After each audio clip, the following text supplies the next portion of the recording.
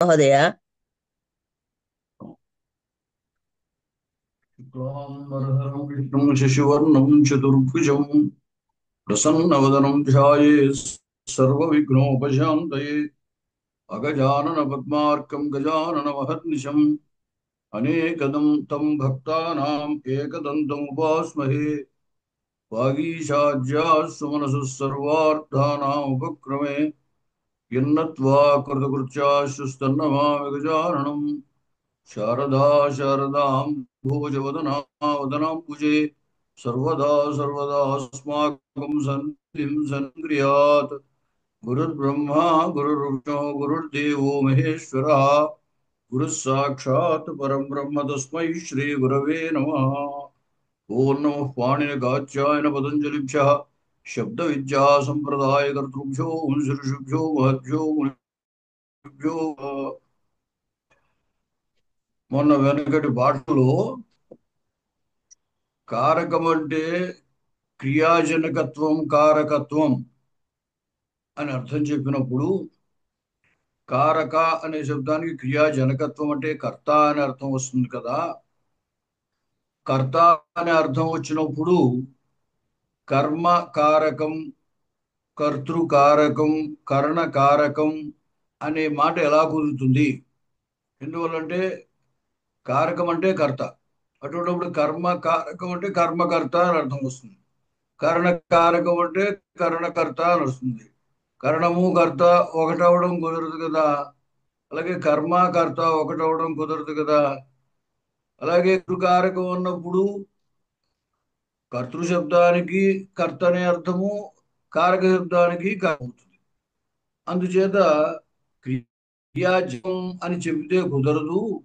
క్రియ అన్వయిత్వం అన్నట్టయితే కరణము క్రియాన్వయము, కర్మ క్రియాన్వయి, కర్త క్రియాన్వయి అనేటువంటి అన్వయం సరిపోతుంది మరి అని అన్నారు. అంటే అప్పుడు ఏం కారికలు ఇచ్చారు. ఇచ్చి కర్తృత్వం అనేది అన్ని కారకాలకి సామాన్య ధర్మంగా ఉంటుంది. విశేష ధర్మాన్ని అంటే విశేష క్రియని చెప్పినప్పుడే ఈ కర్మత్వ కరణత్వాదులు ఉంటాయి అని చెప్పారు. నిష్పత్తి మాత్రే కర్తృత్వం సర్వత్రైవాస్తి కారకే. అన్ని రకాల్లో కూడా నిష్పత్తి మాత్ర కర్తృ అంటే ఎత్కించిది క్రియ. ఏ క్రియ లేకపోతే దానికి అసలు కారకత్వమే ఉండదు. అందుచేత వ్యాపార భేద అపేక్షాయాం కరణత్వాది సంభవ. ఇప్పుడు బియ్యమునకు చెబుతున్నాం తండులం పచితే. ఈ కర్మత్వానికి ముందు దానిలో బియ్యముకు ఉనికి, కర్తృత్వం దానికి ఉంటుంది. ఆ ఉనికి ఉన్న తరువాతే ఉడకడం అనేటువంటి క్రియ. ఈ ఉడకడం అనే క్రియ దాంట్లో ఉంటుంది. అది దాంట్లో లేకపోతే అసలు కారకత్వమే ఉండదు. ఆ కారకములో క్రియ, ఆ క్రియ కనుక దాంట్లో లేకపోతే దానికి కారకత్వమే రాదు. అందుచేత సాధారణ క్రియ అపేక్షతోటి అన్నిటికీ కర్తృత్వం ఉంటుంది. విశేష క్రియ అయినప్పుడు దానికి కరణత్వం. బాణాన్ని రామేణ బాణేన హతో వాలి, రాముడు ఆ బాణాన్ని విదిలినప్పుడు వినియోగం అన్నమాట. అది వినియోగించినప్పుడు దానికి కరణత్వం వస్తుంది. బాణం బాణంగానే ఉన్నప్పుడు తన్నిష్టమైనటువంటి క్రియకి కర్తృత్వం ఉంటుందన్నమాట. సర్వేషాం వ్యాపార ద్వారా స్వాతంత్ర్యేణైవ క్రియాజనకత్వాత్ కర్తృత్వేన కారకత్వం. ద్వారా స్వాతంత్ర్యేణైవ క్రియాజనకత్వాత్. ఇప్పుడు బియ్యం స్టవ్ మీద పెట్టేసిన తర్వాత కుక్కర్లో పెట్టాక అనే క్రియ బియ్యంలో ఉంటుంది. ఇంకా అప్పుడు మనం చేసేది ఏమి లేదు. ఆ క్రియ దాంట్లో లేకపోతే ఉడకవు అంతే. కాబట్టి ఉడకడం అనే క్రియ దాంట్లో ఉంది కాబట్టి ఆ క్రియని ఆశ్రయించి దాని కర్తృత్వం ఉంటుందన్నమాట. అది ప్రధాన వ్యాపారానికి సహకరిస్తోంది కాబట్టి మనం దాన్ని ఏదో కర్మత్వం అని లేదా ఇంకో కాష్టములు, కట్టెలు పోయి అయినట్టయితే కాష్టముల తత్వం అని చెబుతున్నాం అన్నమాట. కట్టెల్లో మండడం అనే క్రియ దాంట్లో ఉంటుంది. మండడం అనే క్రియ దానికి లేకపోతే అంటే కట్టెలు మండకపోతే వంట అవదు. అంచేత కాష్టానాం కరణత్వం జ్వలనాది క్రియా ద్వారా స్వతసిద్ధతయ జ్వలన క్రియ దాంట్లో ఉంటుంది. దాన్ని మనం ఇచ్చినప్పుడు కరణత్వం వస్తుంది. వినియోగించకపోతే మన క్రియకి తానే కర్త. అంచేత సామాన్య క్రియ ద్వారా కర్తృత్వం ఉన్న తర్వాత ఇప్పుడు కహా కేన కిం క్వ పచతి అంటే కహా పచతి, కేన పచతి, కిం పచతి. కహా పచతి ఏదో రామ పచతి, కేన పచతి కాష్టై పచతి, కిం పచతి తండులం పచతి. విధంగా విశేష వివక్ష యందు స్వస్వ వ్యాపారవశేన కరణాదిత్వం తత్ర సాధనాంతర వినియోగ వ్యాపార కర్త. కర్త అంటే ఏమిటి? అన్నిటినీ వినియోగించినట్టు చేయడు. విజ్ఞానుకూల వ్యాపారము జరగాలి అంటే ఆ వ్యాపారం జరగడానికి కావలసినటువంటి మిగతా కారకాలన్నిటి ఉపయోగించుకోవడం. అంటే గిన్నె ఉపయోగించుకోవడం, కట్టె ఉపయోగించుకోవడం, లెన్స్ ఉపయోగించుకోవడం, తండ్రులు ఉపయోగించుకోవడం, ఇవన్నీ నీళ్లు ఉపయోగించుకోవడం, ఇవన్నీ ఇతర కారకాలు. వాటిని ఆయన వినియోగించుకోవడమే ఆయనలో ఉన్న కర్తృత్వం. వ్యాపార ఏవ సర్వత్ర ప్రధాన ధాత్వర్థ. కర్తలో ఉండే వ్యాపారం ఏదైతే ఉందో అదే అన్ని చోట్ల ప్రధాన ధాత్వర్థం ఉంటుంది.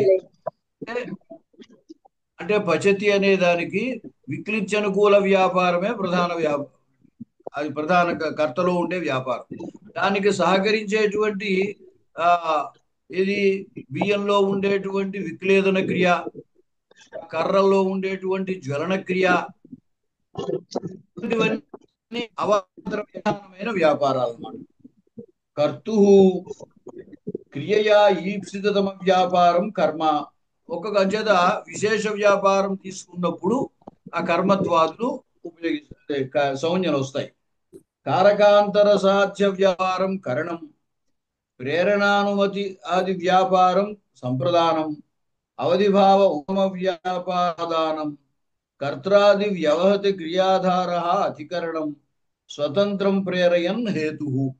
ఈ విధంగా కరణము అని అన్నప్పుడు ఆ జ్వలన వ్యాపారం ద్వారా ప్రధాన వ్యాపారం అంటే విక్లిత్తి క్రియ అది జరగడానికి ఉపయోగిస్తోంది కాబట్టి ఆ కాష్టానికి కరణత్వం అనేది అవుతుంది. అలాగే క్రియతో అంటే కర్తృనిష్టమైన క్రియతో సంబంధం కలిగి ఉండడం చేత, ఫలం ద్వారా సంబంధం కలిగి ఉండడం చేత దానికి కర్మ వస్తుంది. సంప్రదానం దగ్గర ఏమిటి అంటే ఎదుటి వాడికి దానం ఇవ్వాలి కర్మతోటి ఉద్దేశ్యం ఉండడం ద్వారా దానికి సంప్రదానత్వం వస్తుంది. తర్వాత అపాదానం దగ్గర అవధి, హత్తు, వృక్షాత్తు పర్ణం పద్ధతి అంటే ఈ విభాగానుకూల వ్యాపారం, ఆ విభాగాశ్రయత్వం అనేటువంటి దాని ద్వారా అవధిత్వం అన్నమాట. ఆ అవధిత్వాన్ని పొందడం ద్వారా దానికి అపాదానత్వం వస్తుంది. కర్తకర్మాదుల్లో ఉన్న వ్యాపారానికి ఆశ్రయం అవడం ద్వారా ఆధారము అధికరణం అవుతుంది. అలాగే ఎదుటి వాడిని మనం వాడిలో ఉన్న కర్తృత్వాన్ని ప్రేరేపించడం, ఆ ప్రేరేపించడం ద్వారా కర్త అంటాం. ఎట్లాగంటే పఠతి పాఠయతి, బాలః పఠతి పితా బాలం పాఠయతి. బాలుడు చదువుతున్నాడు, బాలుడిని చదివిస్తున్నాడు. ఈ వాడిలో ఉన్న చదవడం అనే క్రియను చదవడానికి వాడే కర్త. చదవడం అనే క్రియ చెయ్యాలి అంటే ఆ కుర్రాడు చదవాలనుకుంటేనే చదువుతుంది. అంటే ఏమైంది? ఆ చదవడం అనే క్రియకి స్వాతంత్ర్యం, చేయడానికి చేయకపోవడానికి అతనికి స్వాతంత్ర్యం అంచేది అతని కర్త. అతనిలో ఉన్న కర్తృత్వాన్ని తండ్రి ప్రేరేపిస్తున్నాడు అన్నమాట. తర్వాత తత్ర సామాన్య పూర్వకత్వాద్ విశేషస్య సర్వత్ర కారకత్వం అనుతమితి కరణం కారకం ఇత్యాది ఉపపది. కాబట్టి ఇక్కడ సామాన్య క్రియ విశేష క్రియ రెండు ఉంటాయి. సామాన్య అన్నిటిలోనూ సాధనములు అన్నిటిలోనూ సామాన్యం ఉంటుంది. విశేష క్రియ ఏది?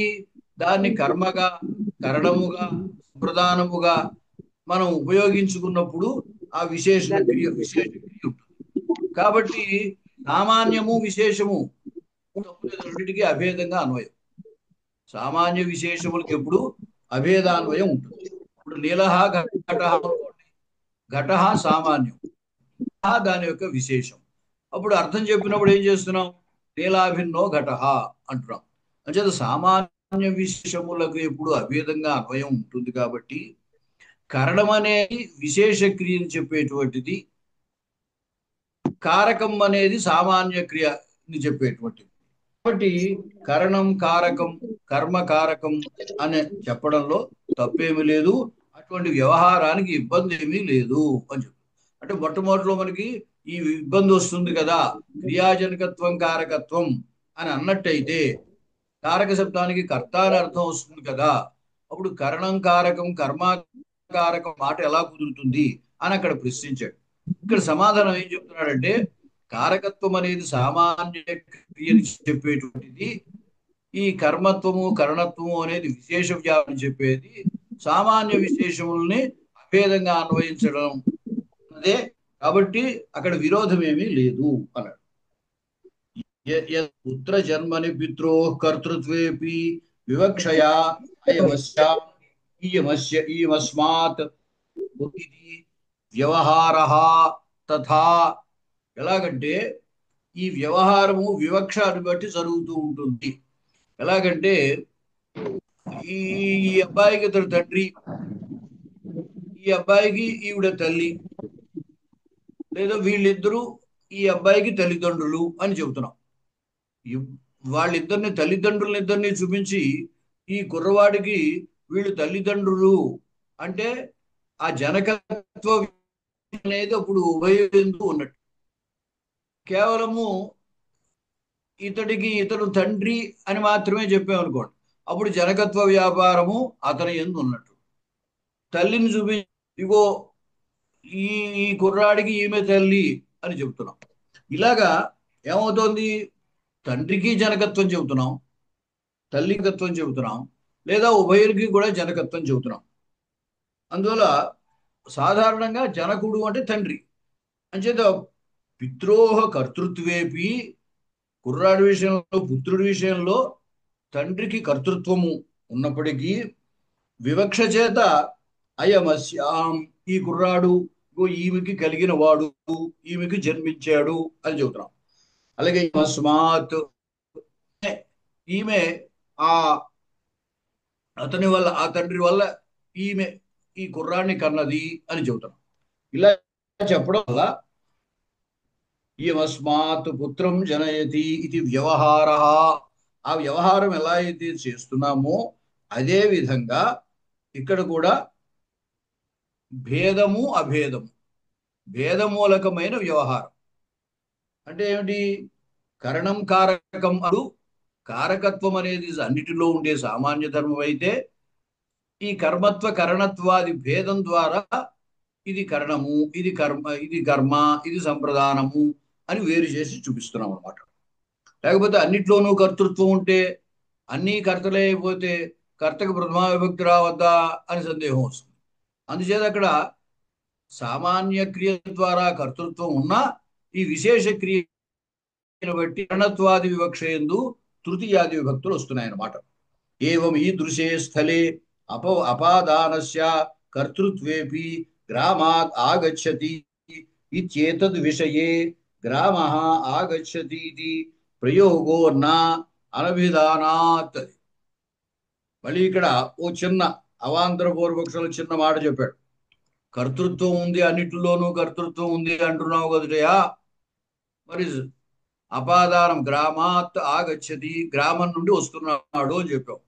మరి గ్రామానికి కూడా కర్తృత్వం ఉన్నట్టయితే మరి గ్రామ ఆగచ్చతి అని ప్రయోగం ఉంటుందంటావా అన్నాడు. అంటే అటువంటి ప్రయోగాలు ఉండవు, అనభిధానాత్. ఇది ఎందుకు చెప్పాల్సి వచ్చిందంటే, ఈ కర్తృత్వమును మనము స్వీకరించినప్పుడు కాస్ట్ ఆఫ్ పచంతి అని ప్రయోగం ఉంటుంది, స్థాళీపచతి అని ప్రయోగం ఉంటుంది. అంటే కరణము వస్తుత కరణం కాష్టై పచతి అనాలి. ఆ కట్టెలు పోయి వండుతున్నాయి కాబట్టి వంట అవుతోంది, బియ్యం ఉడుకుతున్నాయి. కట్టెలు అక్కడ సాధనం, కరణం.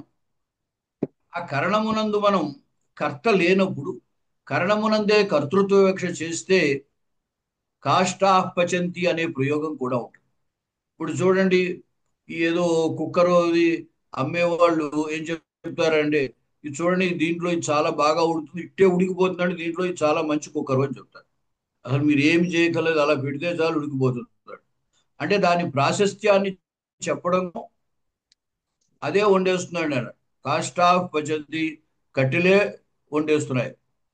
అలాగే స్థాళీ పచతి, గిన్నె యొక్క మంచిది గొప్పతనం కోసం ఏం చేస్తూ ఉంటారంటే గిన్నె వండుతోంది. గిన్నె వండుతుందా? గిన్నె వండదు.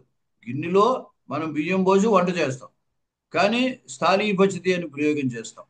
అలాగా అక్కడ కుదురుతుంది.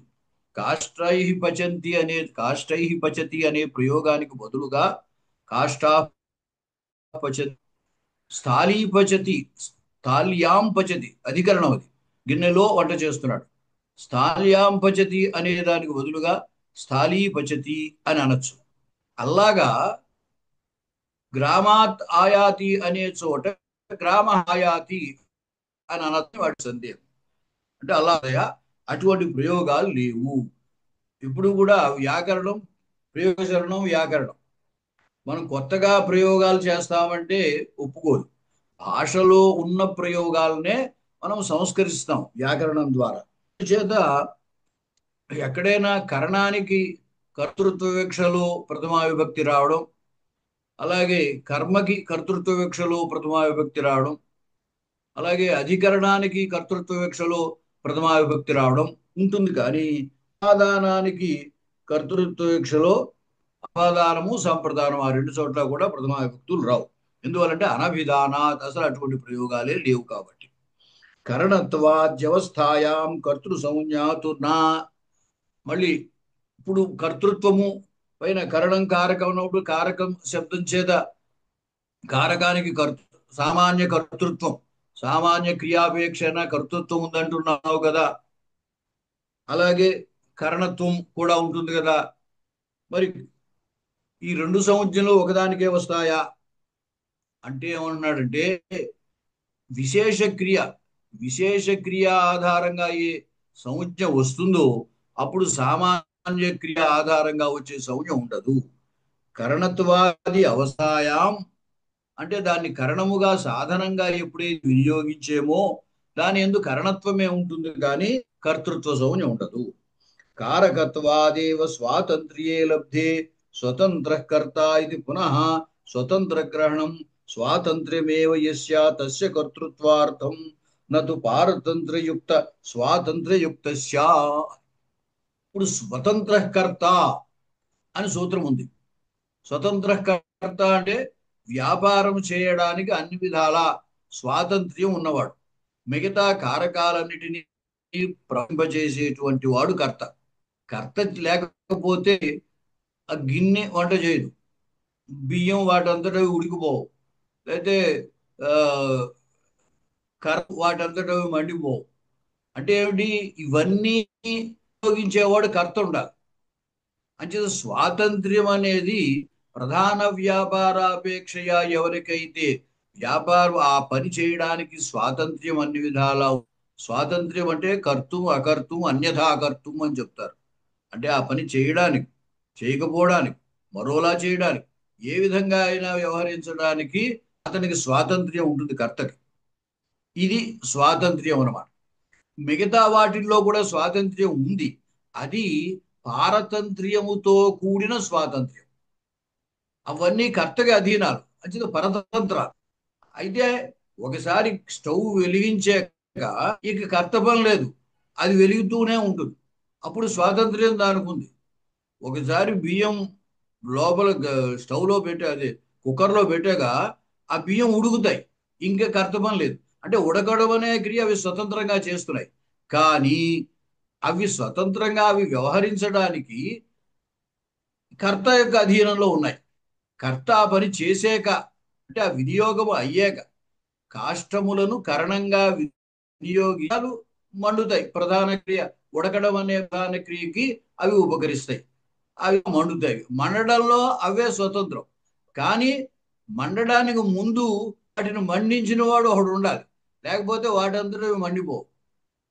అందుచేత ఏమిటి, మిగతా కారకముల్లో ఉన్న కర్తృత్వము పరతంత్రములు, పారతంత్ర్యం ఉంది వాటికి. ఇతరుల అధీనం అంటే ప్రధాన కర్త యొక్క అధీనంలో ఉన్న స్వాతంత్ర్యం వీడది. కానీ కర్త విషయంలో మాత్రం అతడు ఎవరి అధీనంలో లేడు. అంచేత అతడు పూర్తి స్వాతంత్ర్యం ఉన్నవాడు అనమాట. అందుచేత ఇక్కడ స్వతంత్ర కర్త అని మళ్ళీ చెప్పాల్సి వచ్చేది.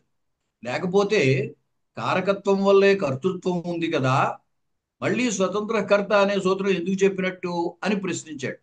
ప్రశ్నిస్తే ఆ సూత్రం యొక్క ఉపయోగం ఏమిటంటే, పారతంత్ర్యం లేకుండగా పూర్తిగా ఎవరైతే క్రియ చేయడానికి స్వాతంత్ర్యం కలిగి ఉంటాడో అతడు కర్త అవుతాడు. కర్తృత్వం వల్ల వచ్చేటువంటి విభక్తి అతనికి ఆ శబ్దానికి వస్తుంది. మిగతా వాటిలో సామాన్య క్రియాపేక్షైన కర్తృత్వం ఉన్నప్పటికీ అవన్నీ కూడా పరతంత్రములు. అంటే కర్మైన, కరణమైన, అపాదానమైన, సమమైన, లేదా అధికరణం గిన్నె అధికరణమైన, ఇవన్నీ కూడా పరతంత్రములు. ఎందుకంటే కర్తకు అధీనంగా ఉంటాయి. అంచేత వాటిలో ఉన్నటువంటి స్వాతంత్ర్యము పరతంత్రమైన స్వాతంత్ర్యం. అంచేత ఏం చెప్తున్నాడు బట్ ఇక్కడ స్వతంత్ర కర్త అనే సూత్రం అందుకు చెప్పాడయా. స్వతంత్ర గ్రహణం స్వాతంత్ర్యమేవ యస్య తస్య కర్తృత్వార్థం. స్వాతంత్ర్యమే ఉన్నది అంటే పారతంత్ర్యము లేనిది. నతు పారతంత్ర్యయుక్త స్వాతంత్ర్యయుక్తస్య.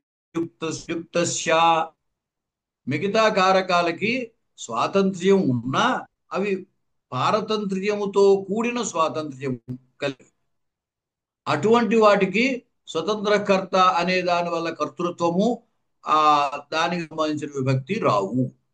కాబట్టి కరణత్వ అపేక్ష ఎక్కడైతే ఉందో, కరణత్వంగా మనం దేన్నైతే వినియోగిస్తున్నామో అక్కడ కర్తృత్వం ఉంది. సా కారక సంజ్ఞాతు వస్తు సత్ స్వాతంత్ర్యస్య స్థితి మాత్రేణ కరణాదీనా విధాన సామర్థ్యాత్ ప్రవర్తతే ఇచ్చం. సా కారక సంజ్ఞాతు. మరి అయితే కారక సంజ్ఞ ఎలా వస్తుంది? మూడమో స్వాతంత్ర్యం అంటే ఆ పారతంత్ర్యం లేని స్వాతంత్ర్యం అంటున్నావు కదా, మరి వాటికి కారకత్వం అంటే కారక అనే శబ్దానికే కర్త అని సంజ్ఞ చెబుతున్నాం కదా. అంచేత వాటికి కారక సంజ్ఞ ఎలా వస్తుంది అంటే వస్తు సత్ అంటే ఉన్నటువంటి, వస్తు స్థిత్యా ఉన్నటువంటి, ఉన్నటువంటి స్వాతంత్ర్య స్థితి మాత్రం, ఉనికి మాత్రం. ప్రతి చోట కూడా వృక్ష అంటే వృక్ష అస్తి అని అర్థం. అంచేది ఉనికి, స్థితి, అస్థిక్రియ ఇది అన్నిటిలోనూ ఉంటుంది. సామాన్య క్రియ అనమాట. దాని దృష్టిలో పెట్టుకుని సామాన్యాకారేణ అన్ని కారకాలకి కర్తృత్వం ఉంటుంది అనమాట. కరణాదీనాం విధాన సామర్థ్యాత్. తర్వాత ఏమవుతుంది? ఆ ఉన్నటువంటి స్థితిని ఆశ్రయించి కారకత్వం ఉంటుంది. తర్వాత దానికి ప్రధాన క్రియ ఉపకారకత్వేన కరణత్వాది సంజ్ఞలు చెప్తాం. కరణాదీనాం విధాన సామర్థ్యాత్ ప్రవర్తతే ఇచ్చలం. అది అక్కడతోటి చాలు, ఇంకా చర్చ అన్నాడు.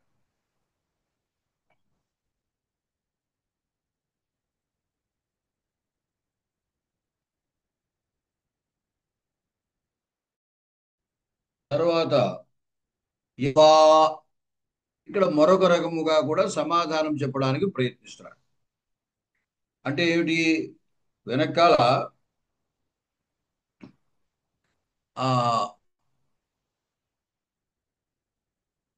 కర్మకారకం, కర్తృకారకం అనే ప్రయోగాల యొక్క సాధుత్వాన్ని చెప్పి, మరి కర్తృత్వం ఉన్నట్టయితే ప్రథమా విభక్తి వస్తుంది కదా, అప్పుడు కర్తృ సంజ్ఞ ఉంటుందా కరణాదులా అన్నారు. అంటే అలా కాదు, ఎప్పుడైతే కరణత్వాదులు ఉంటాయో అప్పుడు కర్తృత్వ సంజ్ఞ ఉండదు అని చెప్పాడు. చెప్పి అక్కడ ఏం చెప్పాడంటే, కర్తృత్వం ఉండాలి అంటే స్వాతంత్ర్యైన కర్తృత్వం ఉండాలి. పారతంత్ర్యంతో కూడిన స్వాతంత్ర్యం ఉన్న చోట కరణత్వాదులే ఉంటాయి కానీ కర్తృత్వం ఉండదు అని చెప్పాడు. చెప్పి మరొక రకంగా కూడా అక్కడ సమాధానం చెప్తాడు. యద్వా ప్రధాన క్రియాజనక స్వస్వ వ్యాపారే కర్తారః ప్రధాన కర్త్రాన్యకృతేపి స్వగత తత్తద్ వ్యాపారే స్వాతంత్ర్య అనపాయాత్. మరి ఇవన్నీ అంటే కారక సంజ్ఞ ఎలా వస్తుంది? కర్తృత్వం కరణత్వం ఉన్న చోట కర్తృత్వం లేదంటున్నావు కదా. మరి కర్తృత్వం లేకపోతే కారక సంజ్ఞ, కారక అనే శబ్దానికే కర్త అని అర్థం అనుకుంటున్నాం కదా, క్రియాజనకత్వం అని చెప్తున్నాం కదా. మరి వాటికి కారకత్వం, కారకము అనే సంజ్ఞ ఎలా వస్తుంది అంటే దాన్ని వివరిస్తున్నాడు. మొదటమో స్థితి మాత్రేణ క్రియ ఉంది కాబట్టి స్థితి మాత్రేణ దానికి కారకత్వం ఉంటుంది. తర్వాత కరణత్వాదులు విసి కరణత్వాదులు వస్తాయి చెప్పాడు. చెప్పి ఇప్పుడు మరొకలా కూడా సమాధానం. ప్రధాన క్రియాజనక స్వస్వ వ్యాపారే కర్తారః ప్రధాన కర్త్రాన్యకృతేపి. ప్రధాన క్రియాజనక స్వస్వ వ్యాపారం, ప్రధాన క్రియమో విక్లిత్యనుకూల వ్యాపారం. అయితే ఆ విక్లిత్యనుకూల వ్యాపారము జరగడానికి కట్టెలు మండాలి, బియ్యం ఉడకాలి, అలాగే గిన్నె వాటికి ఆధారం అవ్వాలి. ఇవన్నిట్లో కూడా వాటి వాటి యొక్క వ్యాపారాలు వాటికి ఉన్నాయి. అంచేత ఆ వ్యాపారములకు అవే కర్తలు. అంటే ఉడకడం అనే వ్యాపారానికి బియ్యమే కర్త, మండడం అనే వ్యాపారానికి నెలే కర్త, అలాగే బియ్యానికి ఆధారము అవడం, ఆ బియ్యంలో ఉన్నటువంటి వ్యాపారములకు ఆశ్రయం అవడం అనేటువంటి క్రియ ద్వారా గిన్నె కర్త. అంటే స్వస్వ వ్యాపారముల యందు అవే కర్తలవుతాయి. కర్త అంటే స్వస్వ వ్యాపారే కర్తారః అవి కర్తలవుతూ ప్రధాన కర్త్రాన్యకృతేపి. ప్రధానకర్త ఏదో మాత అయితే మాత ప్రధానకర్త అవుతుంది. ఆ ప్రధానకర్త చేత ఇవన్నీ న్యకృతి అంటే న్యకారం అంటే తిరస్కరించడం. అలా తిరస్కరినప్పటికీ స్వగత తత్తద్ వ్యాపారే స్వాతంత్ర్య అనపాయాత్. తమయందున్నటువంటి స్వగతమైన తమయందున్నటువంటి స్వస్వ వ్యాపారములో వాటికి స్వాతంత్ర్యము పోదు, స్వాతంత్ర్యము ఉంటుంది. స్వస్వ వ్యాపారం ప్రతి స్వాతంత్ర్యం అంటే మండడానికి కట్టెలు ఉన్నాయనుకో, మండడం అనేటువంటి వ్యాపారంలో అవే స్వతంత్రం. ఉడకడం అనే వ్యాపారానికి బియ్యమే స్వతంత్రం.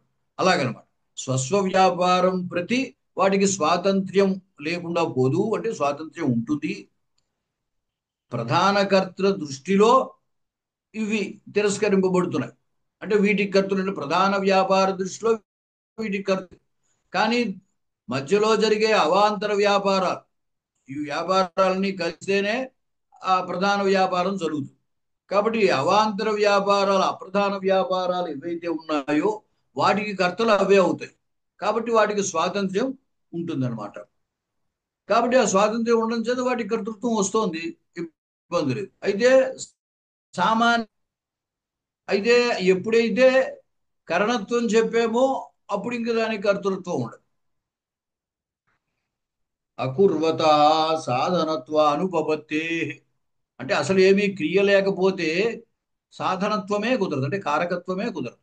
అకుర్వత ఏమీ చేయకపోతే, ఏమీ చేయనటువంటి దానికి అసలు కారకత్వమే కుదరదు. కాబట్టి అప్రధాన వ్యాపారం దాని ఎందుకున్నటువంటి వ్యాపారానికి అదే కర్త అవుతుంది. అలా కూడా దానికి కర్తృత్వంతో కారకత్వం అనేటువంటిది కుదురుతారు. ఏవంచ తద్దత్ వ్యాపారబ్ధ కరణత్వాదిమంతః ఏవ కర్తృపారతంత్ర్యేపి స్వస్వ వ్యాపారే స్వాతంత్ర్య సత్వాత్ తద్వారా ముఖ్య క్రియాయామపి స్వతంత్ర ఇది ప్రధాన క్రియా కర్తృత్వీతి తదుపవత్తి. ఇక్కడ చెబుతున్నారు ఏమిటంటే మామూలుగా ఒక పని చేయడానికి మనం ఏదైనా వినియోగించామనుకోండి, నువ్వు పలానా చోటికి వెళ్ళి ఈ పని చేసుకురా అని పురమాయించాం. పంపిన తర్వాత ఆ పని చేయడంలో అతడే స్వాతంత్ర్యం, అంటే స్వాతంత్ర్యం గలవాడు. ఆ పని నిర్వహించిన తర్వాత ఆ క్రెడిట్ మాత్రము పంపిన వాడికి వస్తుంది. ఇప్పుడు సైనికులను యుద్ధానికి పంపిస్తాడు. అక్కడ పంపించిన తర్వాత ఇంక యుద్ధం చేయడంలో స్వాతంత్ర్యం సైనికులకే ఉంటుంది. యుద్ధం చేసే జయం వచ్చింది, రాజు జయించాడు అంటారు, అంతేగాని సైనికులు జయించారు అన్నారు.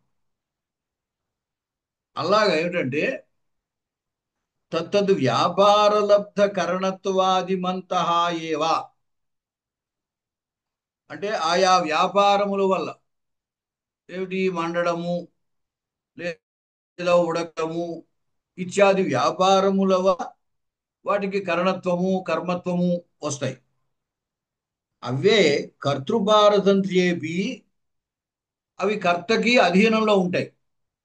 కరణాదులన్నీ కూడా కర్తకి అధీనంలో ఉంటాయి. అంటే కర్త ఆ పని చేయ ముందు స్టవ్ వెలిగించాలి. కర్త వెలిగించిన తర్వాత అది వెచ్చ చేయడము, ఉడకబెట్టడము, లేదా బాగా మండించడము, నీళ్లు మరగొట్టడము, అవన్నీ ఆ పని చేస్తుంది. అది చేయడానికి ముందు ఈయన స్టవ్ వెలిగించడం ఈ పని చేయాలి, లేదా కట్టెలు పోయి అంటించడం ఈ పని ఇతను చేయాలి. కాబట్టి కరణములన్నీ ఆ వ్యాపారములను బట్టి కరణత్వము కర్మత్వము ఉన్నకు సంజ్ఞలు పొందుతాయి. కానీ అవన్నీ కూడా కర్తకి పరతంత్రములై కర్తకి అధీనములో ఉంటాయి. అలా కర్తృపారతంత్ర్యం ఉన్నప్పటికీ స్వస్వ వ్యాపారే స్వాతంత్ర్య సత్వాత్, ఇది అనుకున్నాం. తమ తమ వ్యాపారంలో వాటికి స్వాతంత్ర్యం ఉంది కాబట్టి తద్వారా ముఖ్య క్రియాయామపి, ఇక్కడ మనం పాయింట్ నోట్ చేసుకోవాలన్నమాట. ఏమిటంటే బియ్యం ఉడకడము అని కదా వంట చేయడం అంటే, తండులాన్ పచతి, మా తండులాన్ పచతి అన్నాం, కాష్టై తండులాన్ పచతి. ఈ విక్లిచ్చనుకు వ్యాపారం బియ్యం ఉడకడం, ఈ ఉడకడం అనే ప్రధాన వ్యాపారం ఎలా అవుతుంది? స్టవ్ వెలిగితే అవుతుంది, దానికి గిన్నె ఆధారంగా ఉంటుంది, బియ్యం ఉడికితే అవుతుంది. అంటే అప్రధాన వ్యాపారములే అయినప్పటికీ ఆ వ్యాపారములు జరగందే ప్రధాన. స్టవ్ పోతే వంట అవుతుంది, బియ్యం ఉడకపోతే అన్నం తయారవుతుంది, గిన్నె లేకపోతే, లేదా గిన్నె సరిగా అంటే కుక్కర్ సరిగ్గా పనిచేయకపోతే అన్నం ఉడకదు. అంటే ఏమిటి? ప్రధానమైన వ్యాపారం జరగడానికి ఏవైతే మనం అప్రధాన వ్యాపారములు కలిగినటువంటి కరణాదులను చెప్తున్నామో వాటి వల్ల ప్రధాన వ్యాపారం అవుతుంది ఇప్పుడు. అంచేత ఏమంటాడంటే స్వాతంత్ర వాటి వాటి వ్యాపారానికి స్వాతంత్ర్యం ఉండడం ద్వారా ఆ వ్యాపారములు ఏదో ప్రధాన వ్యాపారం అవుతోంది కాబట్టి తత్వారా క్రియాయామపి, ముఖ్య క్రియలకు కూడా వీటికి స్వాతంత్ర్యం వస్తుందన్నాడు. స్వతంత్ర ఇది ప్రధాన క్రియా కర్తృత్వవంతోపి. కాబట్టి ఇవి కూడా ఏమవుతాయంటే ప్రధాన ప్రధాన క్రియాకర్తృత్వం వీటికి కూడా వస్తుంది. అప్రధాన క్రియాకర్తృత్వం ఎట్లాగా ఉంది వాటికి, ప్రధాన క్రియ ఏదైతే విక్లిచ్చనుకూల వ్యాపారం ఉందో ఆ ప్రధాన క్రియాకర్తృత్వం కూడా వీటికి ఉంటుంది. అందుకోసమే ఇందాక కాష్టాహ పచంతి, కట్టెలే వండేస్తున్నాయి అంటే ప్రధాన క్రియాకర్తృత్వాన్ని పెట్టుకుని కాష్టాహ పచంతి అని ప్రయోగం చేయొచ్చు. అలాగే స్థాళీ పచతి, గిన్నె వండేస్తోందని. గిన్నె వండదు, వండడానికి గిన్నె మనం ఉపయోగిస్తాం, లేదా కుక్కర్ వండదు, కుక్కర్ని వండడానికి మనం వినియోగిస్తాం. మనం వినియోగించాక ఆ పని చేస్తుంది అది. కానీ అయితే ఆ పని అవ్వడానికి అది కూడా ఉపకరిస్తోంది కాబట్టి దాన్ని ప్రధాన క్రియాకర్తృత్వాన్ని దృష్టిలో పెట్టుకున్నట్టయితే దాన్నే కర్తగా తీసుకుని ప్రథమ విభక్తి కూడా అక్కడ వాడచ్చు. అందువల్ల ఏమవుతోంది, అధికరణం దగ్గర స్థాళీపచతి అనొచ్చు, ఆ కరణం దగ్గర కాష్టాని పచంతి అనొచ్చు, బియ్యం దగ్గర తండుల పచ్యతే స్వయమేవా అని ప్రయోగం. తండుల పచ్యతే స్వయమేవ, బియ్యం స్వయంగానే ఉడికిపోతున్నాయని. బియ్యం తమంతరితం ఎలా ఉడికిపోతాయి, మిగతా పని అంచేది. ఇవన్నీ ఏమిటనమాట, ప్రధాన క్రియా దృష్టితోటి కనుక వీటికి స్వాతంత్ర్యాన్ని తీసుకుంటే, స్వతంత్ర కర్త అని కర్తృత్వం ఉంది, ప్రథమా విభక్తి కూడా చేయొచ్చు అని అంటారు.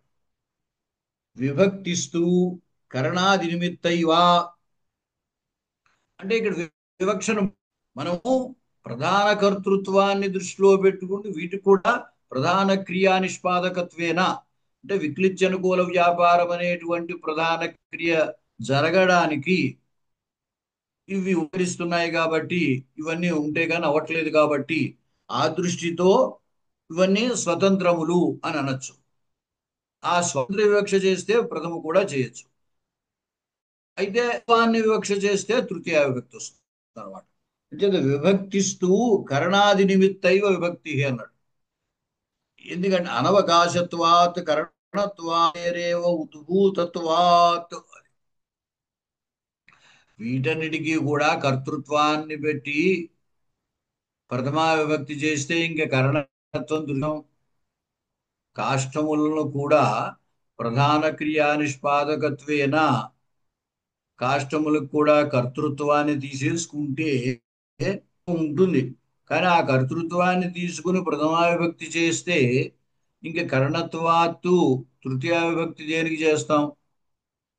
అలాగే తండులానికి ప్రథమ చేసేస్తే కర్మత్వాత ద్వితీయ దేనికి చేస్తాం.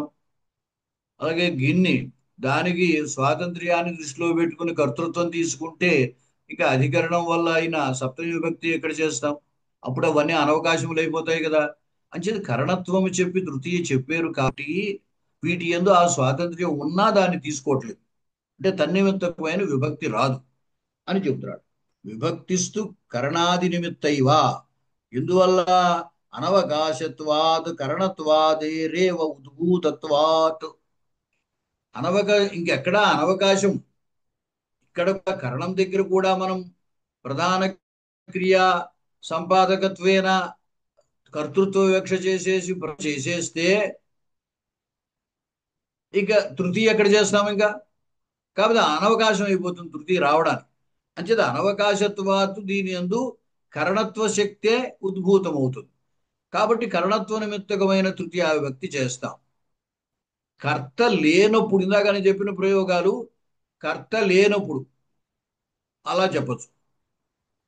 కర్తృవియోగేన తదీయ వ్యాపారస్యైవ ధాత్వర్థత్వేన ఉద్భూతత్వ వివక్షాయాంతు కర్తృవిభక్తిరేవ సర్వత్ర క్వచితు. అది ఇందాక ప్రయోగాలు కూడా ఉన్నాయి, తప్పు లేదు, అవి కూడా ప్రయోగాలు. అది ఎప్పుడూ కర్తృవియోగేన, అక్కడ కర్తను మనం వివక్ష చేయం. కర్తృప్రయోగం ఉండదు. కర్తృప్రయోగం ఎప్పుడైతే లేదో అప్పుడు తదీయ వ్యాపారము ఈ కరణాదులు ఎందే తీసుకుంటాం. అంటే విక్లిత్యనుకూల వ్యాపారం ప్రధానమైనది ఏదైతే ఉందో అది ఈ కరణమునందే తీసుకోవడం చేత కాష్టాని పచంతి అని, ఆ అధికరణమునందు తీసుకోవడం చేత స్థాయి పచతి అని ఇత్యాది ప్రయోగాలు ఉంటాయి. తదీయ వ్యాపారస్యైవ అంటే కర్తృనిష్ట వ్యాపారం. ఆ వ్యాపారమే ధాత్వర్థత్వేన ఉద్భూతత్వ వివక్షాయాం, దాన్నే ధాత్వర్థంగా గ్రహించడము చేత ధాత్వర్థత్వేన ఉద్భూతత్వం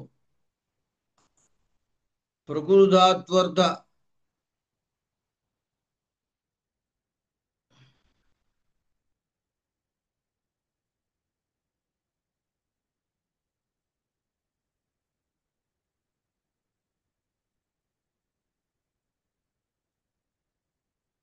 ఉద్భూతత్వ వివక్షాయాంతు కర్తృత్వ విభక్తి సర్వత్ర క్వచిత్. మళ్ళీ కర్తృత్వ విభక్తిరేవ సర్వత్రా అని మళ్ళీ క్వచిత్ అన్నాడు. అంటే క్వచిత్ సర్వత్రా అంటే సర్వత్రా అంటే అన్ని చోట్ల, క్వచిత్ అంటే ఒకానొక చోట. అంటే కొన్ని చోట్ల అన్ని చోట్ల మనం చేయడానికి లేదు అది. అందుకోసం సర్వత్ర క్వచిత్ అన్నారు. కర్తృత్వ విభక్తి వస్తుంది అంటే ప్రథమా విభక్తి వస్తుంది. ఎక్కడ వస్తుంది? అక్కడ కరణము, తర్వాత అధికరణము, తర్వాత కర్మ, ఆ మూడు చోట్లే కర్తృత్వాత్తు ప్రథమా విభక్తి చేయొచ్చు. ప్రధాన కర్త అక్కడ లేనప్పుడు ఆ వాటి ఉన్నటువంటి క్రియనే ప్రధాన క్రియగా స్వీకరించి వాటికి కర్తృత్వాన్ని అంగీకరించి వాటి మీద ప్రథమా విభక్తి చేయొచ్చు. ఇందాక అనుకున్నాం కదా, గ్రామాత్ ఆయాతి ఆగచ్చితి అన్నప్పుడు అపాదానానికి కర్తృత్వం ఉంది కదా అని ప్రథమ చేయడానికి వీర్లేదు. అంచేత క్వచిత్ అనే మాట అందుకు అన్నారు. ఈ కరణ, కర్మ, అధికరణ, ఆ మూడు చోట్ల మనం స్వాతంత్ర్యాన్ని, కర్తృత్వాన్ని వివక్ష చేసి ప్రథమా విభక్తి చేసుకోవచ్చు. కర్తృపద సన్నిధానంలో అతడే కర్త కాబట్టి స్వాతంత్ర్యం అతనికే ఉంటుంది కాబట్టి ప్రథమా విభక్తి కర్తృపదం మీదే వస్తుంది. అప్పుడు వీటికి కరణత్వాత్ తృతీయ, కర్మత్వాత్ ద్వితీయ, అధికరణత్వాత్ సప్తమి వస్తాయన్నమాట. సంప్రదాన అపాదానయోస్తు నసా, అదే చెప్తున్నారు. సంప్రదానానికి అపాదానానికి అట్లా కర్తృత్వ వివక్ష చేత ప్రథమా విభక్తి చేయడం కుదరదు. అనభిధానాత్ ఇత్యుక్తం. అనభిధానం అంటే అసలు అటువంటి ప్రయోగమే లేదు. ప్రయోగం లేనిదే దాన్ని సాధించవలసిన అవసరం వ్యాకరణానికి లేదు. ఇప్పుడు కూడా వ్యాకరణం ఏమిటంటే ఉన్న భాషలో ప్రయోగాలు ఏ ఉన్నాయో వాటికి సంస్కారం కలగజేయడం కోసమే వ్యాకరణం. అందుచేత కాష్టాని భజంతి, స్థాళీ భజతి ఇత్యాది ప్రయోగాలు ఉన్నాయి కాబట్టి కర్తృపద అసన్నిధానంలో, కర్తృపదం లేనప్పుడు వాటినే స్వతంత్రముగా భావించి ప్రథమా విభక్తి చేయొచ్చు. అటువంటి ప్రయోగాలు సంప్రదానం విషయంలోనూ అపాదానం విషయంలోనూ లేవు కాబట్టి వాటికి ప్రథమా విభక్తి రాదు. యథా యుద్ధకర్తారూపి యోద్ధార రాజనియోగాపేక్షణాత్ అస్వతంత్ర అపి నియోగోత్తరం పునః స్వతంత్రాయేవా. ఇందాక అనుకున్నాము, యుద్ధంలో నియోగించినటువంటి వాళ్ళు యోధులు, ఆ సైనికులు ఎవరైతే ఉన్నారో వాళ్ళు రాజనియోగాపేక్షణాత్ అస్వతంత్రా. రాజు నియోగిస్తేనే యుద్ధం చేయమని రాజు అంటేనే వాళ్ళు యుద్ధానికి వెళ్తారు, లేకపోతే వెళ్ళడానికి లేదు. వాళ్ళందరూ వాళ్ళుగా వెళ్ళి యుద్ధం చేసేయడానికి లేదు. రాజు యుద్ధం చేయమని చెప్పాలి. అంటే ఏమైంది? వాళ్ళ ప్రవృత్తి రాజు యొక్క నియోగాన్ని అపేక్షించి ఉన్నది కాబట్టి వాళ్ళు అస్వతంత్రులు. ఒకసారి నియోగింపబడ్డాక ఇంకా యుద్ధం చేయడానికి స్వతంత్రులు. అపి నియోగోత్తరం పునః స్వతంత్రా ఏవా నియోగమాత్రాత్తు తన్నిష్ట జయాదిభాక్ రాజా. అది ఇలా నియోగించడం వల్ల ఏమైపోయింది? రాజు యుద్ధం చేయట్లే, సైనికులు యుద్ధం చేస్తున్నారు. కానీ జయం పొందితే ఆ క్రెడిట్ ఎవరికి వస్తుంది? రాజుకు వస్తుంది, నియోగ మాత్రం చేత. ఎందుకంటే వాళ్ళంతా అతనికి అధీనంలో ఉన్నారు కాబట్టి, అతను ఆజ్ఞ ఇస్తేనే వాడు చేశారు కాబట్టి ఆ జయము ఎవరికి చెందుతోంది? రాజుకు చెందుతోంది. అలాగే తథా కర్తృనియోగోత్తరం యత్ కరణాదిషు స్వస్వ వ్యాపార ద్వారా క్రియా నిష్పాదనే స్వాతంత్ర్యం. అలాగే కర్త వీటిని నియోగిస్తున్నాడు. అంటే స్టవ్ వెలిగిస్తున్నాడు, కుక్కర్ పెడుతున్నాడు, దాంట్లో బియ్యము నీళ్లు పోస్తున్నాడు, ఇవన్నీ కర్త చేస్తున్నాడు. కర్త చేస్తున్నాడు కాబట్టి అవన్నీ కర్తకి అధీనంలో ఉన్నాయి. అది చేసేసిన తర్వాత నియోగం చేసేసాక, అంటే ఓసారి కుక్కర్ పెట్టేసి స్టవ్ వెలిగించేసాక అప్పుడు ఏమవుతుంది? మండడం అదే మండుతోంది, బియ్యం అవి ఉడుకుతున్నాయి, ఆ కుక్కర్ వాటిని భరిస్తోంది. ఈ విధంగా ప్రధాన క్రియ జరగడానికి అవి ఉపకరిస్తున్నాయి అన్నమాట. అవి స్వతంత్రముగా వ్యవహరిస్తున్నాయి నియోగించాక. ఇప్పుడు ఇలాగైతే రాజు నియోగించాక సైనికులు స్వతంత్రంగా యుద్ధం చేస్తున్నారో, ఆ విధంగా కరణాదుల్ని కర్త నియోగించాక ఆ కరణాదులు స్వతంత్రంగా వ్యవహరిస్తున్నాయి. అంటే స్వాతంత్ర్యం, క్రియా నిష్పాదనే స్వాతంత్ర్యం వాటికి ఉన్నది. తత్ కరణత్వాది కాలే అబాధితమేవా ఇత్యదోషాత్. ఈ స్వాతంత్ర్యం అనేది కరణత్వాది కాలంలో అబాధితం, బాధ అంటే అంటే కరణత్వం ఉంటే కర్తృత్వం లేదా అంటే ఉంది. ఆ క్రియను నిష్పాదన చేయడానికి వాటి కర్తృత్వం ఉంది. అంచేత కరణత్వాది కాలంలో కూడా వాటికి కర్తృత్వం ఉండడంలో తప్పు లేదు. అదోషాత్ నియోగ మాత్రేణ చ తత్రైవ కర్తృ వ్యవహారోపీతి దిక్. నియోగ మాత్రము చేతనే అక్కడ ఎలాగైతే నియోగ మాత్రము చేత ఆ జయాదిభాక్ రాజు అవుతున్నాడో, నియోగ మాత్రము చేత తత్రైవ కర్తృత్వ వ్యవహార అంటే ఈ ఎవరైతే వంట చేస్తున్నారో వారి యందు కర్తృత్వ వ్యవహారం ఉంటుంది.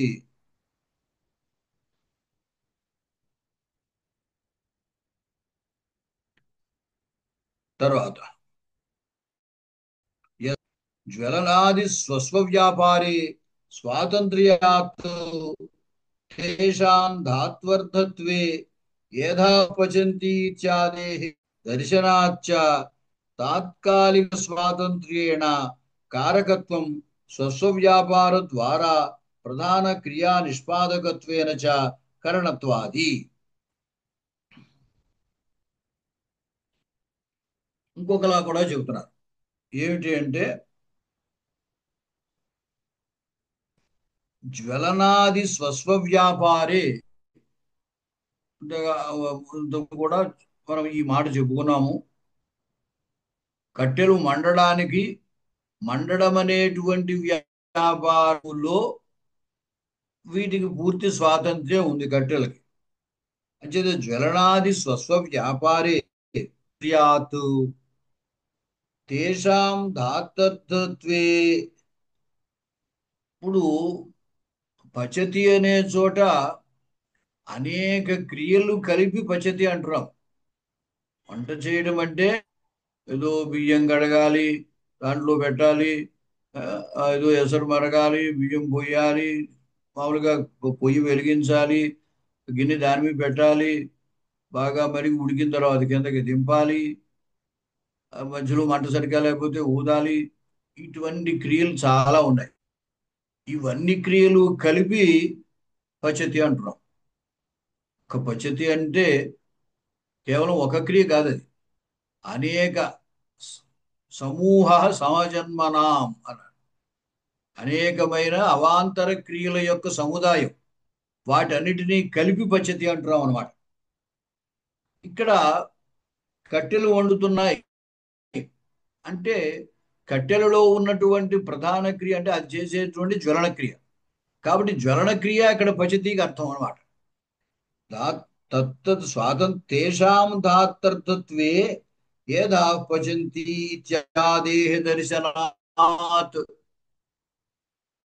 కట్టేస్తున్నాయంటే మనం చూడండి, అప్పుడప్పుడు ఆ కట్టెలు బాగా తడిగా ఉంటాయి. తడిగా ఉంటే సరిగ్గా మండవు, ఊరికే పొగొస్తూ ఉంటుంది, మంట రాదు, వంట సరిగ్గా అవ్వదు. మంచి కట్టెలు అనుకోండి బాగా మండుతున్నాయి అనుకోండి, అప్పుడు అసలు మన ప్రయత్నమే అక్కర్లేకుండా ఇట్టే ఉడికిపోయింది, ఇట్టే వంట అయిపోయింది, వాళ్ళ కట్టెలు బాగా మండే అంటాం. అంటే ఇక్కడ వంట చేయడం అనేది కట్టెలు మండడంతో వంట అయిపోయినట్టు అనమాట. అక్కడ పచతీకి అర్థం కట్టెలు మండడమే. అప్పుడు కట్టెలు మండడం అనే క్రియకు స్వాతంత్ర్యం కట్టెల్లో ఉంది కాబట్టి ఆ కట్టెలకు ప్రథమా విభక్తి అనమాట. ఏధాహ పచంతి అని ప్రయోగం. ఇత్యాదేర్దర్శనాచ తాత్కాలిక స్వాతంత్ర్యేణ కారకత్వం స్వస్వ వ్యాపార ద్వారా ప్రధాన క్రియానిష్ట కరణత్వాది. ఇప్పుడు ఎప్పుడైతే ప్రధాన క్రియ కాస్ట్ ఆఫ్ పచంతి అన్నప్పుడు మనం స్వాతంత్ర్యాన్ని దానికే వివక్ష చేస్తే కర్తృత్వం వచ్చి ప్రథమా విభక్తి వాడేస్తున్నాం. అంటే స్వాతంత్ర్యం దానికి ఉంది. తత్కాలం తాత్కాలిక స్వాతంత్ర్యేణ అంటే అప్పుడు ఆ మండలంలో అవే స్వతంత్రమైనవి కాబట్టి తాత్కాలిక స్వాతంత్ర్యం ఉంది కాబట్టి వాటి కారకత్వం రావడానికి అభ్యంతరం లేదు. స్వస్వ వ్యాపార ద్వారా ప్రధాన క్రియా నిష్పాదకత్వేన. వ్యాపారం అంటే ఇందాక మనం చెప్పుకున్న కరణ వ్యాపారం, ప్రధాన క్రియా సహాయకత్వం అటు ఉండడం అంటే పైన ఏదా ఉపచంతి అని ఎందుకు ఇచ్చారంటే వాటిని మనం ప్రధాన క్రియగా అంటే కట్టెలలో ఉన్న జ్వలన క్రియనే ప్రధాన క్రియగా తీసుకుని ఎలా అయితే ఏదా పచంతి అని ప్రయోగం కనపడుతోందో అలాగా వాటికి తాత్కాలిక కర్తృత్వం ఉండడం చేత కారకత్వం అనేది అభ్యంతరం కాదు. కారకత్వం ఉంటుంది. అయితే ప్రధాన క్రియలో సహాయముగా వీటిని వివక్ష చేయడం చేత కరణత్వం ఉంటుంది. అంటే వివక్షను బట్టి మనం కట్టెలనే ప్రధానంగా వివక్ష చేస్తే కాష్టాఫ్ పచతి, కాష్టాన్ని పచంతి ఏధా పచంతి అని అనొచ్చు. అలా కాకుండా వాటిని కరణముగా చెప్పదలిచినప్పుడైతే వాటి యందు కర్తృత్వం ఉన్నప్పటికీ కరణత్వం వల్ల విశేషక్రియ, ఆ విశేషక్రియకి సంబంధించినటువంటి విభక్తి వస్తుంది అనమాట. ప్రధాన క్రియా నిష్పాదకత్వేన చ తత్ర కరణత్వాది స్వస్వ వ్యాపార ద్వారా అన్నాడు. సంప్రదాన అపాదానయోరపి స్వవ్యాపారే స్వాతంత్ర్యం ఆదాయైవ గ్రామ ఆగచ్చతి విప్రో దదాతి ప్రయోగ అభావేపి కారకత్వం బోధ్యం. సంప్రదాన అపాదాన విషయంలో ఏదో కర్తృత్వాన్ని దృష్టిలో పెట్టుకుని ప్రథమా విభక్తి రాకపోవచ్చు, కానీ అంటే ఆ ప్రయోగం లేదు కాబట్టి గ్రామ ఆగచ్చతి విప్రో విప్రహ దదాతి, మనం విప్రాయ గాన్ దదాతి అంటాం. విప్రుడు అపాదానం. ఆ అపాదానత్వమునందు కారకత్వం లేనిదే అపాదానత్వం కుదరదు. అయితే కారకత్వ నిమిత్తమైన కర్తృత్వం అతనిలో ఉంది. ఆ కర్తృత్వాన్ని ఆశ్రయించి ప్రథమా విభక్తి చేస్తామండి అంటే కుదరదు. ఎందువల్ల అంటే ఆ ప్రయోగం లేదు కాబట్టి. అది ఇదే కర్తృత్వాన్ని కాష్టముల యందు కర్తృత్వాన్ని తీసుకొని ప్రథమ చేస్తున్నాం. అలాగే వాటి యందున్న ఆయా వ్యాపారముల యందు కర్తృత్వాన్ని స్వీకరించి తండుల పచ్చతే స్వయమేవా తండులహ అని ప్రయోగిస్తున్నాం. అలాగే స్థాళీ పచతి అని ప్రథమ ప్రయోగిస్తున్నాం కర్తృత్వాన్ని అంగీకరించి. అదే విధమైన కర్తృత్వం ఇక్కడ కూడా ఉంది.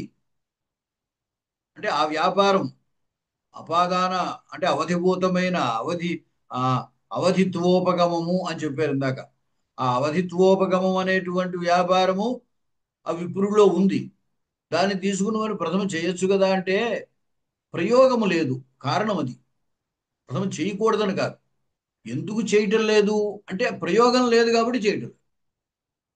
అయితే స్వాతంత్ర్యం ఉంది కాబట్టి కారకత్వం మాత్రం ఉంటుంది వాటికి.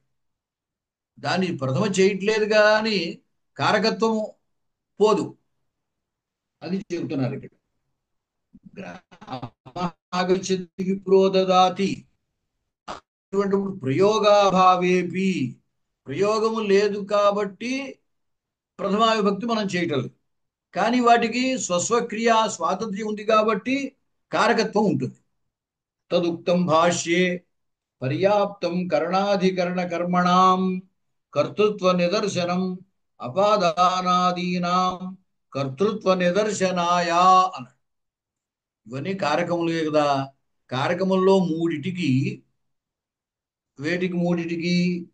కరణ అధికరణ కర్మ, వీటికి కర్తృత్వం ఉంది అని అంగీకరించినప్పుడు ఇక మిగతా వాటికి కర్తృత్వం ఉంది అని వేరే నిరూపించాల్సిన అవసరం ఏముంది అన్నారు భాష్యంలో. పర్యాప్తం, ఇది చాలు. ఇది చాలు. కరణాధికరణ కర్మణాం కర్తృత్వ నిదర్శనం. కరణ అధికరణ కర్మములకు కర్తృత్వం ఉన్నది అనేది నిరూపితం అయింది. అంటే కాష్టాన్ని పచంతి స్థాళీ పచతి తండులహ పచతే స్వయమేవ అనే ప్రయోగాల వల్ల వాటికి కర్తృత్వం ఉంది అని నిరూపితం అయిపోయింది. అంచేత అవి కారకాలే కాబట్టి మూడు కారకాలకి కర్తృత్వం ఉంది అని నిదర్శనం చూపించినప్పుడు ఇక మిగతా వాటికి కర్తృత్వం ఉంది అని వేరే చెప్పాల్సిన అవసరం ఏముంది అన్నారు. ప్రయోగాలు లేవు కాబట్టి ప్రథమ విభక్తి లేదంతే. అపాదానాదీనాం కర్తృత్వ నిదర్శనాయ, వాటికి కూడా కర్తృత్వం ఉన్నది అని నిరూపించడానికి ఇవి చాలు. ఈ పైన మూడిటికి ఉంది అని చూపించడం చాలు అన్నారు. వృక్ష అవధిభావం ఉపగచ్చతి విప్ర అనుమన్యతే ఇత్యాదౌ స్వస్వ వ్యాపార ప్రవృత్తయో కర్తృత్వం దృశ్యతే. ఇక్కడ వృక్ష అవధిభావం ఉపగచ్చతి. వృక్షాత్ ఫలం పతతి అన్నాం అనుకోండి. అప్పుడు ఆ పతనానికి విభాగానుకూల వ్యాపారం. ఆ విభాగానికి అవధి ఏమిటి అంటే వృక్షం. అంచేది వృక్షము అవధిభావం ఉపగచ్చతి అనే ప్రయోగంలో అక్కడ వృక్ష అని ప్రథమం వాడుతున్నాం. అలాగే దానం, విప్రుడు దానం తీసుకోవడానికి అంగీకరించాడు. విప్రహ అనుమన్యతే ఇత్యాదౌ స్వస్వ వ్యాపార ప్రవృత్తయో. అవి అవధిభావాన్ని పొందడం అనే క్రియ వృక్షమునందుంది కాబట్టి వృక్షానికి ప్రథమ ఈ ప్రయోగం దగ్గర. అలాగే విప్రహ అనుమన్యతే, అనుమతి అంగీకరించడం అనే క్రియ విప్రుడి ఎందుంది కాబట్టి విప్రుడికి ప్రథమ ఇక్కడ వచ్చాయి. ఇక్కడ అలా రావడానికి ఇబ్బంది ఏమి లేదు. ఎందుకంటే ఈ ప్రయోగంలో వృక్ష అవధిభావం ఉపగచ్చతి అని వాక్యం అన్నమాట. ఆ వాక్యంలో అవధిభావాన్ని పొందడం అనే క్రియ వృక్షంలో ఉంది కాబట్టి వృక్షానికి ప్రథమ వచ్చింది. వృక్షాతు పర్ణం పతతి అనేటువంటి చోట మనం వృక్షా పద్ధతి అనకూడదు. గ్రామాత్ ఆయాతి అనే చోట గ్రామ ఆయాతి అనకూడదు. ఆ ప్రయోగం వేరు. అటువంటి ప్రయోగాలు లేవు కాబట్టి ప్రథమ రాలేదు అని చెప్పారు. దాధాత్వాది వాచ్యతాతున తద్వ్యాపారస్య అది చెప్తారు. దదాతి అనేటువంటి ధాతువు దాధాతు, దాధాతువు చే చెప్పడేటువంటి వ్యాపారం ఇక్కడ లేదు. అంటే దాధాతు వాచ్యత్వం లేదు. దేనికి? అవధిభావం ఉపగచ్చతి అనుమన్యతే అనే అర్థం ఏదైతే తీసుకుంటున్నామో దానికి దాధాతు వాచ్యత్వం లేదు. దాధాతు వాచ్యత్వం ఉంటే తదాశ్రయత్వేన వివక్ష చేసినప్పుడు కర్తృత్వం వచ్చి ప్రథమా విభక్తి వస్తుంది. దాధాతు వాచ్యత్వం లేదు కాబట్టి అక్కడ ప్రథమా ప్రయోగం ఉండదు అని చెబుతున్నాం. అనవిధానాది బోధ్యం. ఎందుకు ఉండదు అంటే ఆ ప్రయోగం లేకపోవడమే, ఉండకపోవడానికి కారణం. ఇంతకుముందే చెప్పాం కదా, భాషలో ప్రయోగం ఉన్నవాటికే వ్యాకరణము. ప్రయోగం లేకపోతే ఆ ఆ మాటని తయారు చేసేటువంటి, సంస్కరించే ఆ డ్యూటీ, ఆ విధి వ్యాకరణానికి ఉండదు. తర్వాత కారకత్వంచ ఉపలక్షణం సదేవ తత్తత్ సంజ్ఞోపయోగీతి స్పష్టం చేదం సర్వం భాష్యే సూక్ష్మ దృశాం.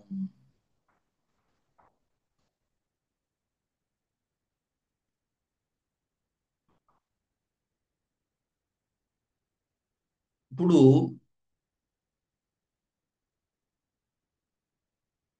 కారకత్వం, ఇప్పుడు మనము కరణత్వము కారకత్వము, కరణం కారకం, కర్మ కారకం అని ప్రయోగం దగ్గర అనే వ్యవహారంలో కారకం, దానికి కారకత్వం ఎట్లా వస్తుంది అంటే దాని యందున్నటువంటి సామాన్య క్రియాపేక్షయ దానికి కారకత్వం ఉంది అని చెప్పాం. విశేష క్రియాపేక్షయ కరణత్వము కర్మత్వము ఉంటాయి. అంచేత ప్రధాన ధాతు ఏదో పచతి అని ప్రయోగిస్తే ఈ పచధాతువర్ధాన్ని దృష్టిలో పెట్టుకుని ఆ స్థాళి అనే దానికి అధికరణత్వం కానీ, అదే ఆ, స్థాళి అనే దానికి కారకత్వం కానీ, లేదా తండులానికి కారకత్వం కానీ, కరణం కాష్టములకు కారకత్వం కానీ ప్రధాన క్రియ దృష్టితో రావట్లేదు. ప్రధాన క్రియ దృష్టితో ఏమొస్తుంది? కరణత్వము కర్మత్వము అధికరణత్వము అవి వస్తున్నాయి. కారకత్వం అనేది సామాన్య క్రియాపేక్షమైనది. కారకత్వం అనేది అంటే కారకత్వంచ ఉపలక్షణం సదేవ తత్తత్ సంజ్ఞోపయోగీతి. అంటే కారకత్వం కూడా ఉండాలి. కారకత్వం ఉంటూ కరణత్వం ఉంటుంది. అంటే కరణత్వము అధికరణత్వము సంప్రదానత్వము ఇత్యాది కారక సంజ్ఞలు. ఆ సంజ్ఞలు ఎప్పుడు ఉంటాయంటే ముందు కారకత్వం ఉండాలి.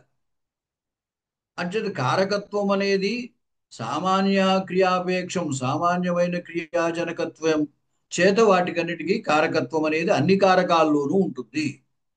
అటువంటి కారకములు అయినవే కరణము, సంప్రదానము ఇత్యాది సంజ్ఞలు పొందుతాయి.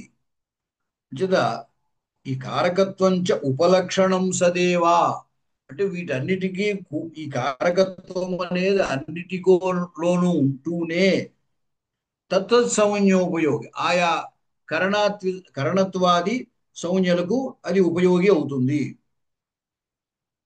స్పష్టం చేదం సర్వం భాష్యే సూక్ష్మదృశాం, ఈ విషయమంతా కూడా భాష్యంలో బాగా సూక్ష్మ దృష్టితోటి పరిశీలన చేసినట్టయితే అక్కడ చెప్పబడింది. సూక్ష్మ దృష్టితో దాన్ని మనం అవగాహన చేసుకోవాలి అని అర్థం.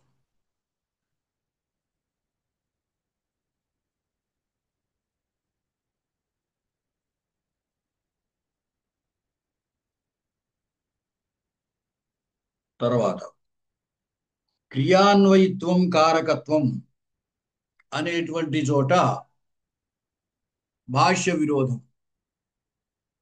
అని చూపిస్తున్నారు.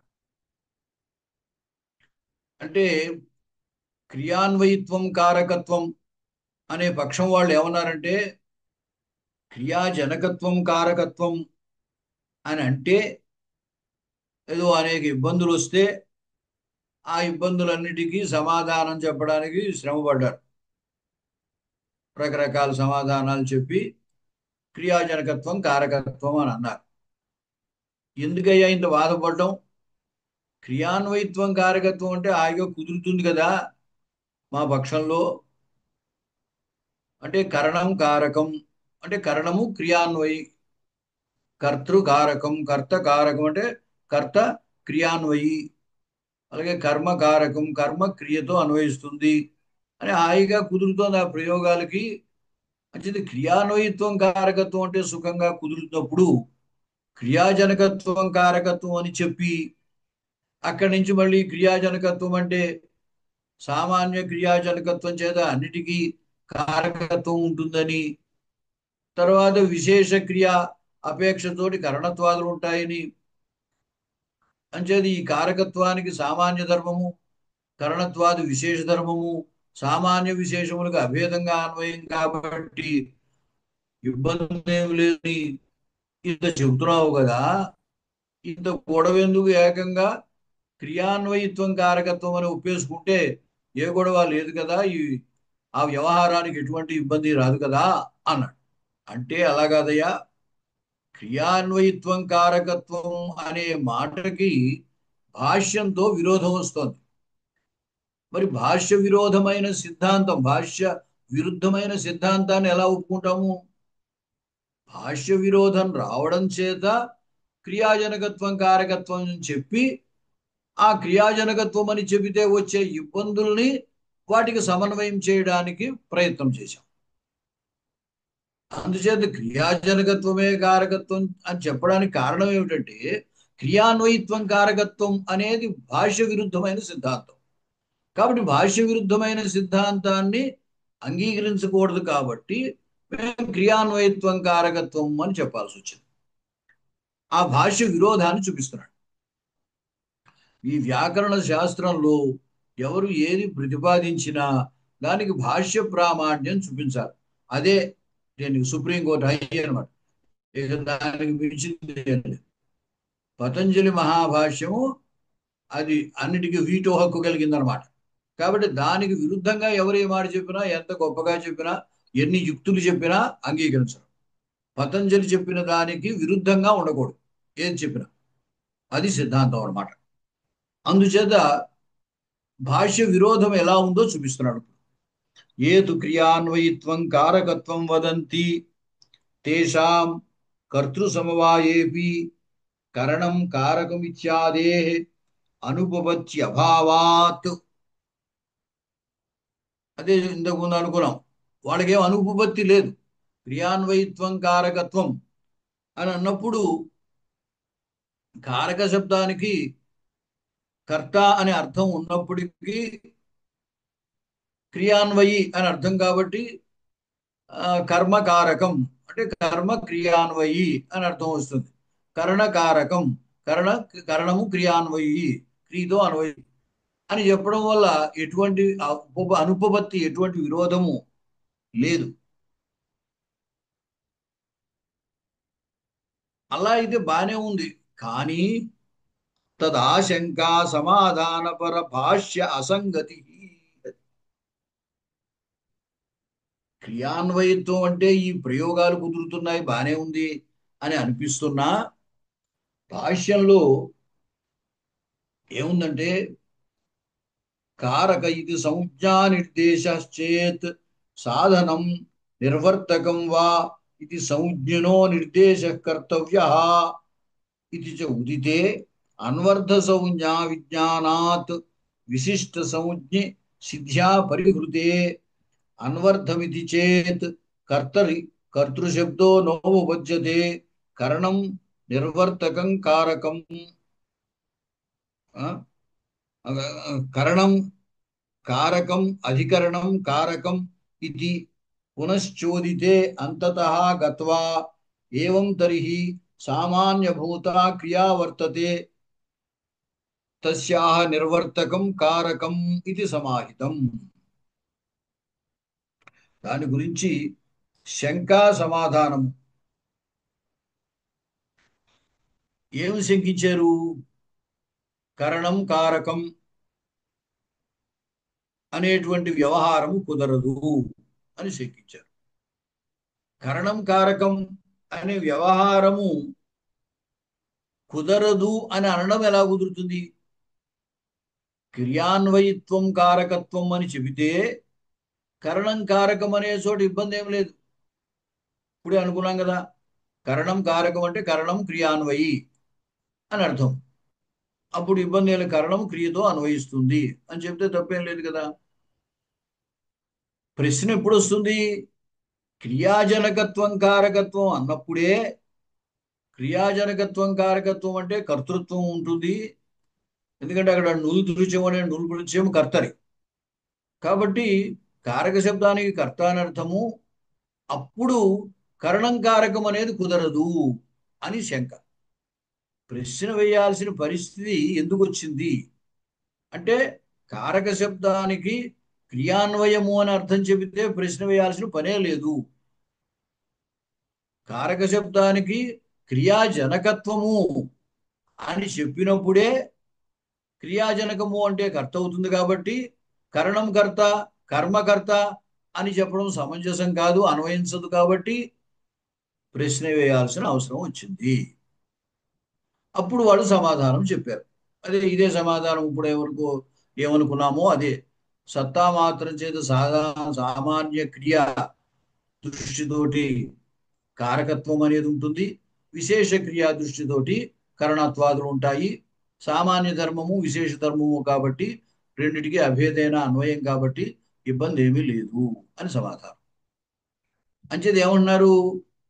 క్రియాన్వయిత్వం కారకత్వం అనేది భాష్య సమ్మతం అయితే అసలు శంకించి సమాధానం చెప్పాల్సిన పనే లేదు. అక్కడ శంకించి అంటే కరణం కారకం కర్మకారకం అనే వ్యవహారము కుదరదు అని చెప్పి ఎలా కుదురుతుందో సమన్వయం చేశారు. అంచేది కుదరదు అనడమే కుదరదు. క్రియాన్వయిత్వం కారకత్వం అని చెప్పేసుకుంటే అసలు ఆ ప్రశ్న వేయాల్సిన పనే లేదు. కాబట్టి ఆ భాష్యానికి క్రియాన్వయిత్వం కారకత్వం అనే మాట విరుద్ధము. అది అభిప్రాయం అన్నమాట. శంకా సమాధాన పర భాష్య అసంగతి తదర్థే కారక శబ్దస్య సాధుత్వ అనుపపత్తిశ్చ ఇది బోధ్యం. కాబట్టి కారక శబ్దానికి తదర్థం అంటే క్రియాన్వయి అనేటువంటి అర్థము కూడా కుదరదు అసలు. ఎందుకంటే అక్కడ ప్రత్యయం ఏ అర్థంలో వచ్చింది? కర్తర్థంలో వచ్చింది. కాబట్టి కారక శబ్దానికి కారక అంటే అర్థం ఏమొస్తుంది? క్రియాజనక అనే అర్థం వస్తుంది. కర్త కదా అర్థం. క్రియను కలిగించేవాడు ఎవడు? క్రియ చేసేవాడు ఎవరో వాడే కర్త.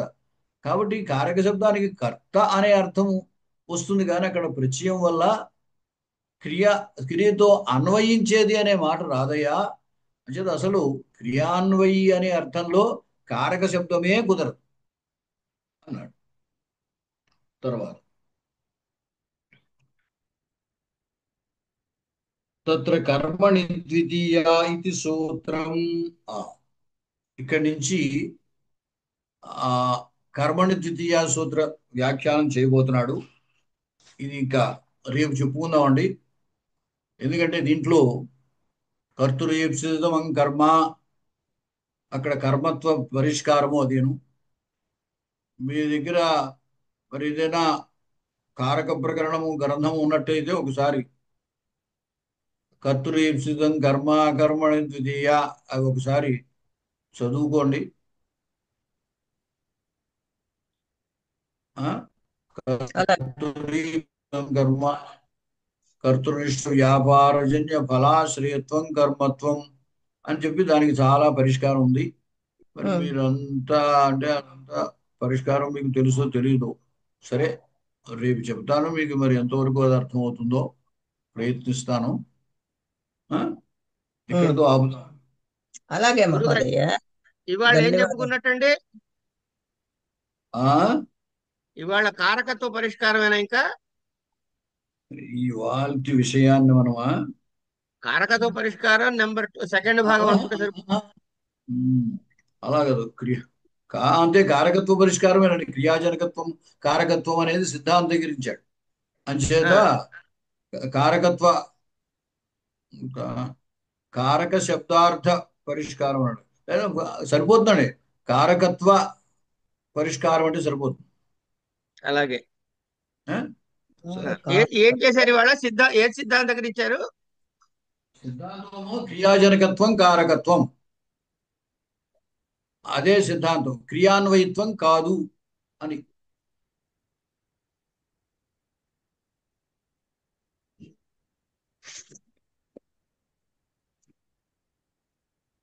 సరే. అలాగే గురుగారు. ఇంకా ధన్యవాదాలు మహోదయ. ధన్యవాదాలు మహోదయ. ధన్యవాదాలు. ఎవరు